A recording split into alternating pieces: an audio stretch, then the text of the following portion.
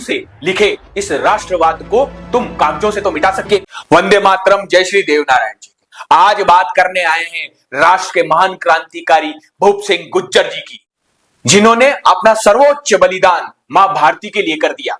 नेहरूवादी, चाटुकार, चमचे इतिहासकारों ने देश के हर महान क्रांतिकारी को जबरदस्ती गांधीवादी चोले में लपेट कर पेश किया। सुन लो, बंदूक की नली, बारूद के धुएं और लहू से लिखे इस राष्ट्रवाद को तुम कागजों से तो मिटा सकते हो, लेकिन देश की मिट्टी के कण कण से नहीं मिटा सकते। किताबें खोलकर देखिए, जिन्हें इतिहास ने सिर्फ एक शांतिवादी और किसान नेता बनाकर रख दिया। विजय सिंह पथिक, जिनका असली नाम भूप सिंह गुज्जर था, जिनके परिवार में ही क्रांति थी। उनके पिता और दादा ने 1857 की क्रांति में अंग्रेज हुकूमत के दांत खट्टे किए थे। इनके लहू में ही क्रांति हो, वह कहां पीछे रहने वाले थे।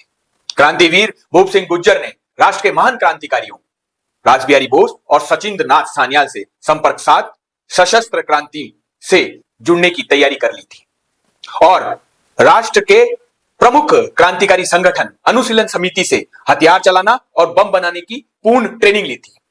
जब संपूर्ण भारत में एक साथ अंग्रेज हुकूमत पर हमले की तैयारी थी, जिसे गदर या सशस्त्र क्रांति जो कि 21 फरवरी 1915 को होनी थी, उसके लिए राष्ट्र के महान क्रांतिकारी राव गोपाल सिंह खरवा को राजपूताना की जिम्मेदारी दी थी और अनुशीलन समिति की ओर से भूप सिंह गुज्जर को उनका सचिव बनाकर भेजा था। और इन दोनों राष्ट्रवादियों ने 30,000 बंदूकें और हथियार इकट्ठे कर लिए थे और हजारों क्रांतिकारी अंग्रेज छावनियों पर हमले के लिए तैयार कर लिए थे। अंग्रेजों की छाती पर मूंग दलने वाले भूप सिंह गुज्जर इतने जाबाज थे कि टाटगढ़ की ऊंची ऊंची दीवारों से फलांग लगाकर फरार हो गए। इनको पकड़वाने के लिए अंग्रेज हुकूमत ने 15,000 का इनाम इनके सर पर रखा था। मैं समस्त गुज्जर समाज के भाइयों और देश के राष्ट्रवादियों से आह्वान करने आया हूं। जिस समाज में क्रांतिवीर भूप सिंह गुज्जर जैसे लड़ाकों ने जन्म लिया है, क्या उन समाज की कोई जिम्मेदारी नहीं है? क्या वह उस समाज के आने वाली पीढ़ी को उनके शौर्य के बारे में नहीं बताएंगे?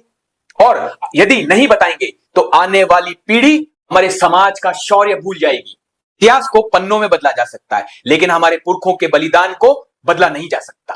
हमारे शौर्य को, हमारे इन सशस्त्र क्रांतिकारियों को हम जब तक हमारे सांस में सांस है नहीं भूलने देंगे। हर घर तक इन क्रांतिकारियों के बलिदानों को पहुंचाएंगे। इसीलिए हम कहते हैं, आओ याद करें हमारे सच्चे क्रांतिकारियों को, आओ घर घर तक पहुंचाएं इनके सच्चे बलिदानों को। वंदे मातरम, जय हिंद, जय श्री देवनारायण।